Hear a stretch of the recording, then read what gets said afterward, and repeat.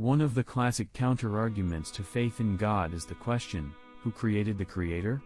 This question is posed to unsettle the believers and rationalize an atheistic lifestyle. However, it is a logically baseless question as it is predicated on a categorical error of definitions, as well as a failure to appreciate the strong argument proving the existence of the uncreated Creator. This question comes from the whispering of Satan. As such, when the believer is confronted with this question, he or she should reaffirm their faith in God and stop trying to think about it logically because the premise itself is flawed. Satan will come to one of you and he will say, "Who created this and that?" Until he says to him, "Who created your Lord?" The existence of the contingent, dependent, and temporal universe is itself sufficient proof that a necessary being exists who caused it to be. This higher power must be greater than the universe and not dependent upon anything to sustain itself.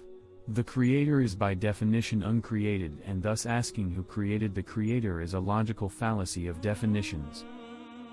It is known by necessity and human nature, for all who have sound nature among the children of Adam, that the question is invalid. It is not possible for the Creator of the creation to have a Creator. If he had a Creator, he would be created himself and would not be the creator of everything. More logical to believe in an uncreated Creator than a created one. Why? Because if God had a Creator who brought him into existence, then we could ask who created that God? Does the God who created God have a Creator too? Did someone make him? If so, then who created the one who created God? And who created the one who created the one who created God? And who created the one who created the one who created the one who created God? And who created the one who created the one who created the one who created the one who created God? And who created the one who created the one who created the one who created the one who created God? Every human being knows intuitively that everything in existence has a cause and an explanation for its existence.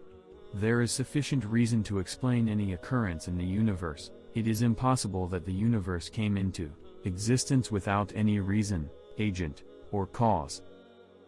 No one can reasonably claim that we created ourselves or the universe created itself.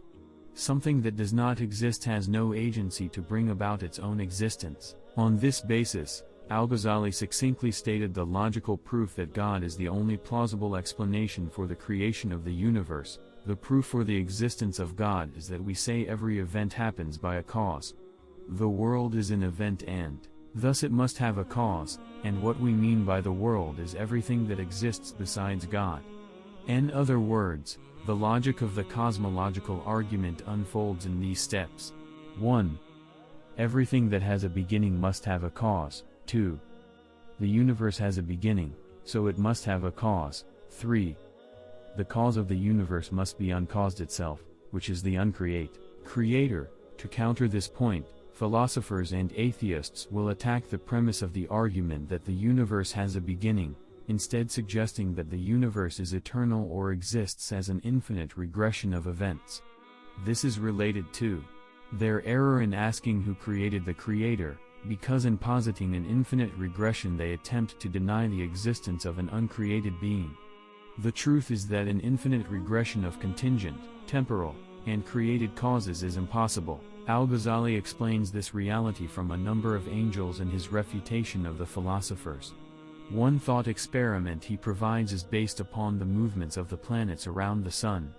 Imagine that the solar system has existed for eternity, yet, the planet Saturn still revolves around the Sun once for every 30 years on Earth.